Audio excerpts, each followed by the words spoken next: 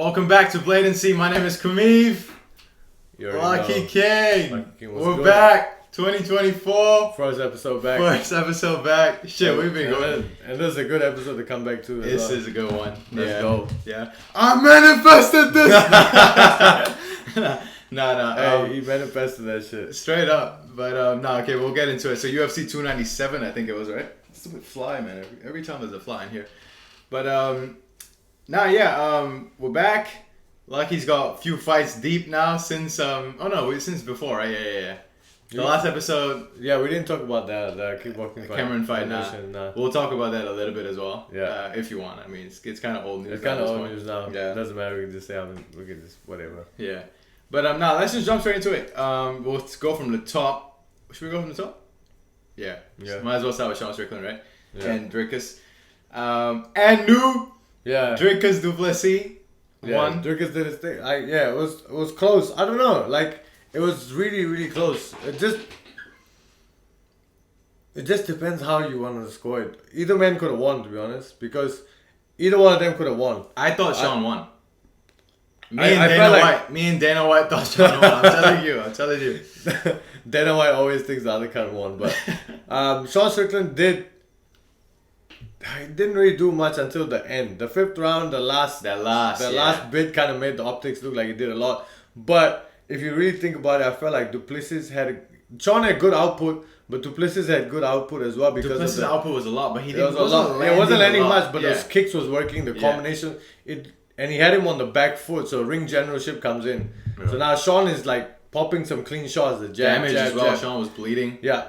Sean was jabbing, but Sean was getting cut up, bleeding. Of course, Du Plesis was busted up. Yeah. But the amount of leg kicks that was thrown, the body kicks that were landing, the head kicks, he mixed it all up. So he mixed the levels up in the striking. Yeah. And then he changed levels, the wrestling changing levels. Yeah. Like, these are the things that I'm watching, that he's doing. I don't know if you pick it up, but this is how I'm seeing it. So he mixed up the striking levels.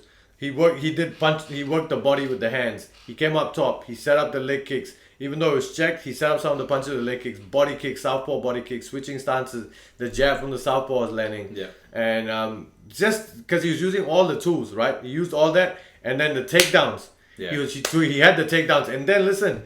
Now he's done all the stand-up tools. He's shown everything. He's shown the wrestling. Now he's setting strikes up with the wrestling. He fakes the takedown, boom, comes up top. Yeah. So look at all those things, and then when you go back to Sean Strickland was doing good. Sean was doing good with the beginning when he was throwing those teeps in. Yeah. And he came out with that inside leg kick pop. Yeah, that was round 1. He looked so good in round 1. He looked so good in round 1 and so good in round 5. Yeah. Knees, body kick. Yeah. You see that? He didn't do none of that in between rounds. Yeah. To make it look like you were actually there to fight instead of just that. He was just trying to work jabbing, and the jabs were getting through, but his right hands weren't getting through. Were getting blocked. Yeah. Like, he needed to mix it up a lot more. So when you look at it from optically as well, Dricus, even though the output could have been the same if you wanted to count the jabs, but Dricus had more work as far as like what he's shown. Yeah. You know what I mean?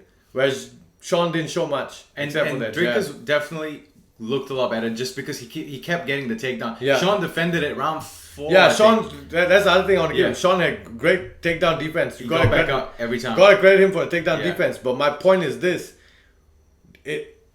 because Dricus showed more, right? More as in like more skill set. He showed his diversity in the whole skill set. He brought everything. He brought a whole mixed martial arts fight. He didn't gas out either. Yeah, didn't gas out. Brought a whole... Because I'm looking at it as a fight. Yeah. If you're going to judge the fight. Okay, the output might be the same, but this guy showed the full skill set, and this guy just showed a limited, just the jab, boom, boom, boom. He just showed boxing. This guy showed everything. And he stopped teeping. The teeps work. Dricus never like checked or pushed the teep away at all. It was because working. The way because he's so upright that the teep comes out like a jab. It's like a stab. Pop. Yeah, it's a stab. It's a stab teep. It's not a push teep. It's like a stab teep. Yeah, and it hurts. And because he's so straight up, like Muay Thai, the teeps come out real fast. Yeah. And it's like a jab. You look at it, it's just this. Yeah. It's kind of like that jab he's throwing. It's the same. The retraction as well. You know, it's not like it's like a pop. And his back. Because he's so upright. Yeah. It's so easy to just pop him. It's like shanking someone just pop like that. You know what I mean? It's super quick. I was seeing him like that. But that's the thing. He didn't use that. He started off with that.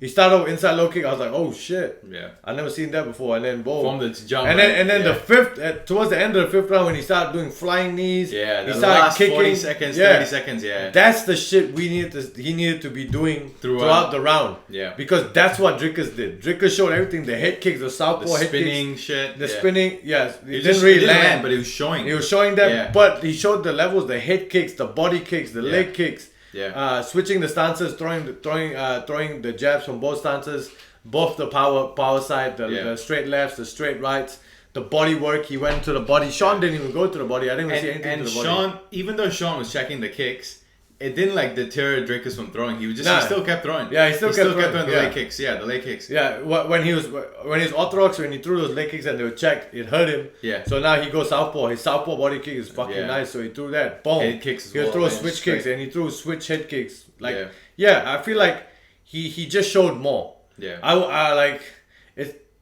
it's still like they both kind of had the similar output. Yeah. But it's just I felt like Dricus had more complete game. Dricus did enough to win. Yeah. It was a split decision. It was a split decision, which is right because, like I said, the output was kind of same. It was the damage was kind of the same, similar damage.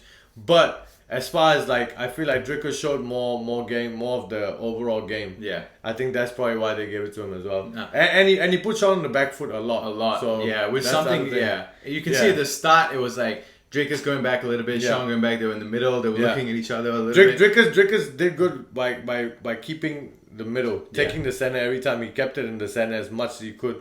Even though Sean backed him up, he'll circle around, he'll come back, he'll jab, he'll come back into the center. And there's a lot of things he picked up from the Sean and Izzy fight. Because I can see the things that he's doing that he knew. Because Izzy wasn't himself. Like, Izzy wasn't kind of there in that fight. Yeah. So he saw the things that Izzy was trying, but obviously Izzy couldn't execute it the way he wanted to. Yeah. That's why you see the southpaw head kicks was landing this time and how fast they were coming up. Izzy could have done that all day, but he just, it just wasn't his night that night. Yeah. But so Dricus picked that up from that last fight of the, and the feints. Yeah. Because you see, Sean started reacting to the feints. Yeah. So he feint, boom, and he threw a leg kick off that feint. Yeah. So, so these little things that he picked up from that last fight, you know what I mean? So, So Dricus did good. Good on That's what I saw. Yeah. And good on him for that. He's a champ now. South Africa got a champion. South Africa got a champion, but not for long. And he called out Izzy on the mic, Let's go. He called him to come back to the UFC. Like this, like Izzy said, Izzy manifested this I manifested this! Izzy manifested it. Look, it didn't play out the way he thought it was going to play out, but look at it, full circle. It still came around. He still is going to fight Dricus. Yeah. And the storyline, look at the storyline. Izzy is the man at this, like the man at manifesting his life. Yeah. Manifesting what he wants. It might not come in the storyline that he feels he wants, but it will come to him in the end. Yeah. In the end, he will get there. So he wanted to fight Dricus, right? Take it to South Africa, but now we didn't know if that was going to happen. Yeah. If Izzy was still champ. Yeah. We don't know when they were going to take it, but now Dricus became South Africa. He lives there. Yeah. A lot more chance that they're going to pull up to South Africa, and look now. Izzy has a shot to go pull up at South Africa, fuck him up, take the belt, and drag his carcass to South Africa. Yeah. Facts. Watch this shit. Watch this shit, bro. Let's go, man. Like they like this break is what Izzy needed. You know what I mean? Yeah. Like they think they see their last performance, they think he's done. Just wait. Like he said, just practice patience. He kept saying, practice patience, so just be patient. Yeah. When it's time, he's gonna show you. Yeah. When he comes back. I really hope the UFC puts that fight together. Yeah. I hope they don't. 100%. Yeah. Look, Dricus already called it. Yeah. And you already know Izzy's gonna bang that line, Dana White's line, be like, yo. And I'm even ready. Dana at the post-fight press, they asked, right, what's Izzy's looking to come back or whatever. They were saying something like that. Do you have any idea what's going on with Izzy? And Dana White said, we'll find out next week. So which means he's gonna give Izzy a call now. There's some discussion is gonna happen now that the middleweight division played out. It has to be like now this makes sense. Yeah. Because the story is there, the rivalry is there. Yeah. The guy became a champion. Now it's like let's go. Yeah. Let's go and fuck 3-time. Yeah. 3-time middleweight champion. No one's ever done that. No one's ever done 2-time as well. I think right. Yeah. No one. He's the first 2-time middleweight champion. He's gonna be the first 3-time. Let's go. First 3-time middleweight champion. That's it. That's gangster. Like Dricus can sleep with that belt for now because it ain't gonna last, brother. All of them, everyone who's got the belt so far, they only apart from Izzy, they only defended it once. They didn't even defend it once. They got it and lost it. Yeah, they got it and lost. And Strickland now. Yeah. And Dricus is next. No one has been able to retain the belt and have that run that Izzy had with that belt. Apart from obviously Anderson Silva. Anderson Silva, of course, and Robert Whittaker, I think, had a couple defenses as well. Yeah, against Romero. But it wasn't a lot. It wasn't like 14 title defenses. It wasn't in those digits of defenses. So, and not only that, 14 defenses and 2-time middleweight champion, and now he come back with 3-time middleweight champion.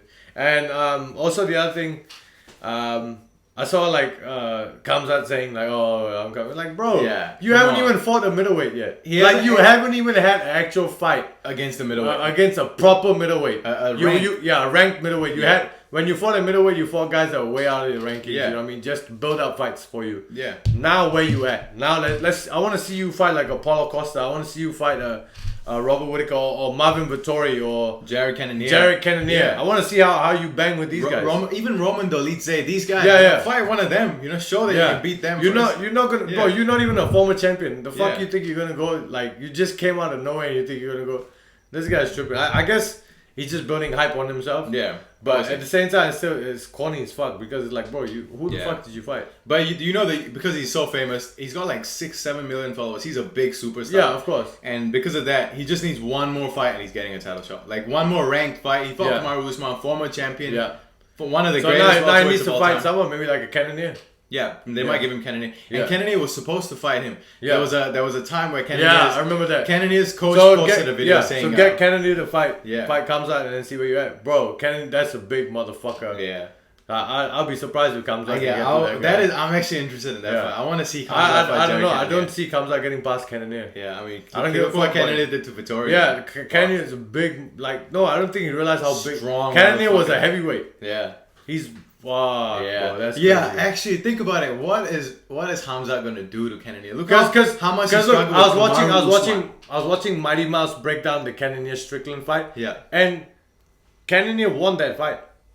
He did win the fight. Yeah, but everyone's saying like Sean Strickland won that fight. Yeah. But when Mighty Mouse broke it down and I watched the full breakdown, I saw exactly how and why Cannonier won. Mighty Mouse is the GOAT. Yeah, like the way he broke Breaking that down shit fights down. is great. And he's like, okay, you see this, you see that. This is why Cannonier won, and it made sense. Yeah. And Cannonier is smooth with switching stances, orthodox southpaw. Yeah. Like he's fucking gangster with that shit. But the thing is, he said, and it looked pretty apparent in that Marvin Vittori fight. He said when he goes southpaw, he doesn't really have defense. Like he said, his defense is so bad in southpaw. Like he doesn't know. Cannonier said himself, and he was getting like beaten up whenever he went southpaw. But he kept going, and even the commentators were like, "Why are you going southpaw when you're getting fucked up?" He tried doing that with Izzy as well, but but I guess he's just forcing himself to go southpaw so he gets better at it live in the cage, right? Not just in training, but in the cage. Because when he risky, but hey, he's a big dude, so I guess he can take the risk. Yeah, and I feel like Khamzat needs to fight another bit, another name, another ranked name. Yeah, but Costa is already taken up with Rob. Yeah. Cannonier doesn't have a fight. I don't think so, right? So line it up with Cannonier. Yeah, straight. No, Cannonier has a fight. Who's he fighting? I don't remember. I know he came up on an aerial interview and said, and they were talking about it. Let's see. It probably won't be anywhere here soon. Maybe it's on this card. Nah, he'll be on the main card. Let's see. If we can't find it quick, we'll just stop. Maybe I'll just look up Jared Cannonier.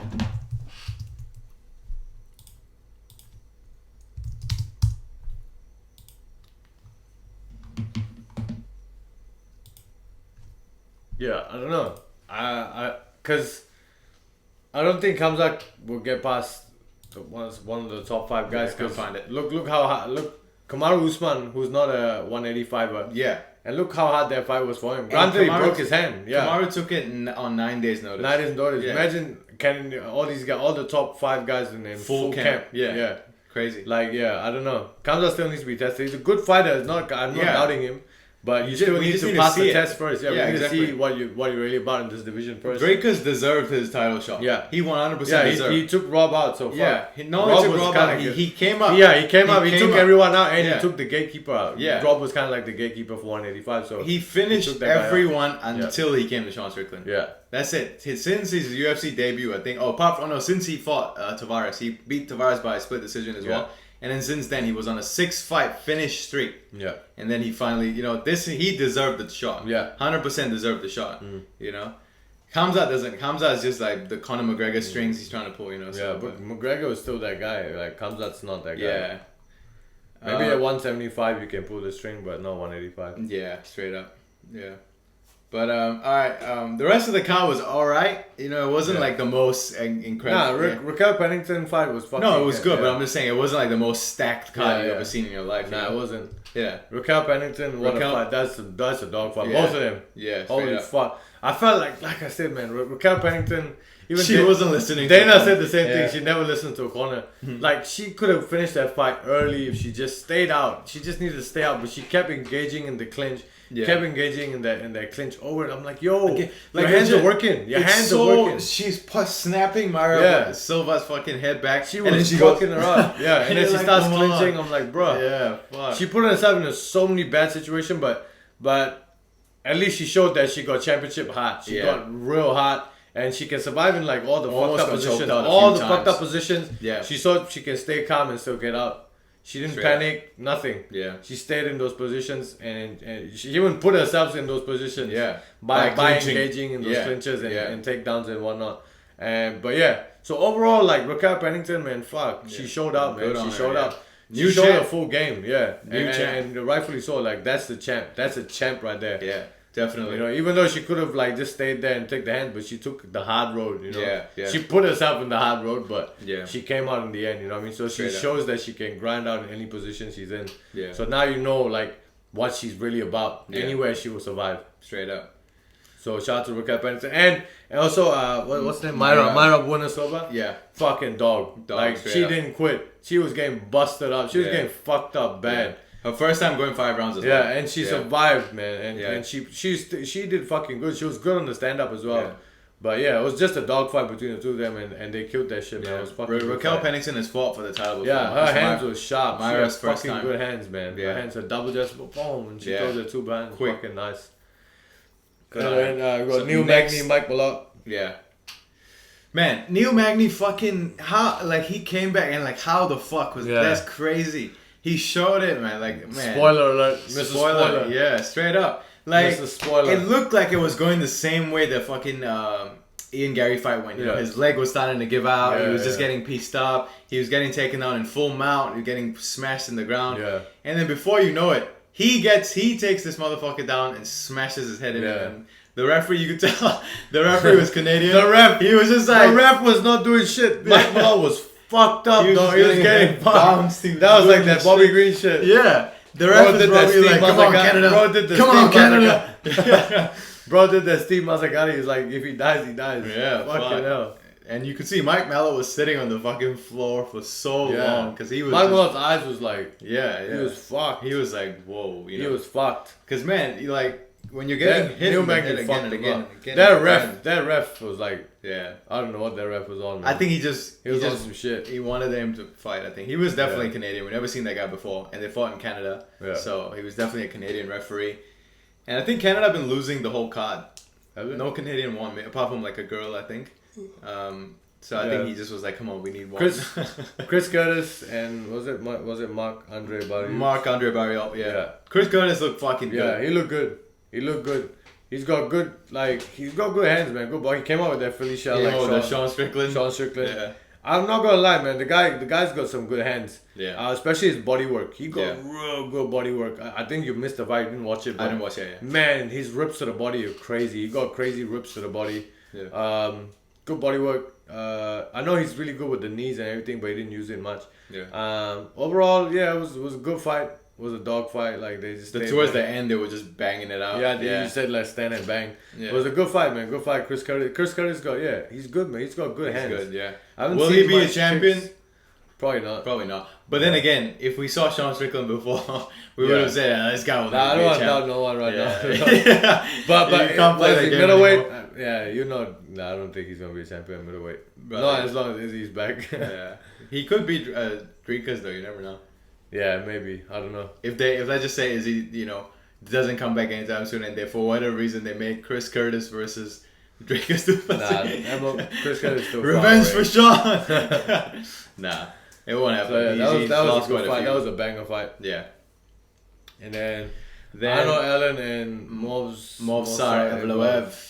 Dagestani. Was a good fight. I think Arnold Allen came out looking good, like that body. First of all, Arnold Allen showed England can fucking wrestle, man. Yeah. Like I think it was round 1. The way he was doing the Grand Prix rolls, but it was so effective. The way he just rolled and rolled and his twisted. Reaction time was immediate. He knew what to do immediately. There was no hesitation. You could tell his style was very different. It was very low. He had to stay real low. Compared to when he fought Max. Yeah, the reason why he had to stay low is because of the takedown threat. Yeah, so you can get. So he had to stay low. He had to drop one hand low to get that. But he had his straight left to the body was fucking nice. Yeah. The way he just throws it to the body, pop. Yeah. Pop was clean. It was him, right? Whose jab was like crazy when he fought Max. It was his straight left. Yeah, not jab, not jab. His straight left. He's southpaw. Yeah, his southpaw straight left was like a piston. Was crazy. Yeah.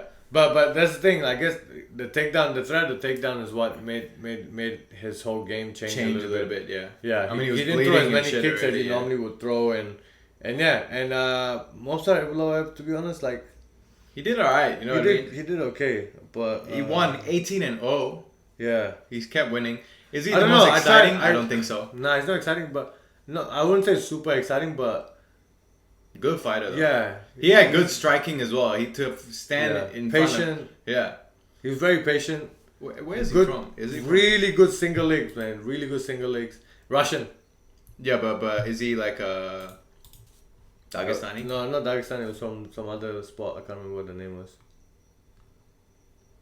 Doesn't say where he's born. Oh, Sunza, Russia. Yeah, so he's not Dagestani, but he's just like a straight up, just a Russian. He's got good wrestling. His single leg, he has fucking good single legs when he was shooting. Yeah. But really Arnold defended that first single leg. The single leg was deep. Yeah. The first one in round 1, because that's one I remember. He hop. Yeah. But I'm just saying the way he shoots for the single legs are fucking nice. And Evloev, I don't know. I still want to see more. He's winning. Obviously, he's winning. He's doing something right if he's winning.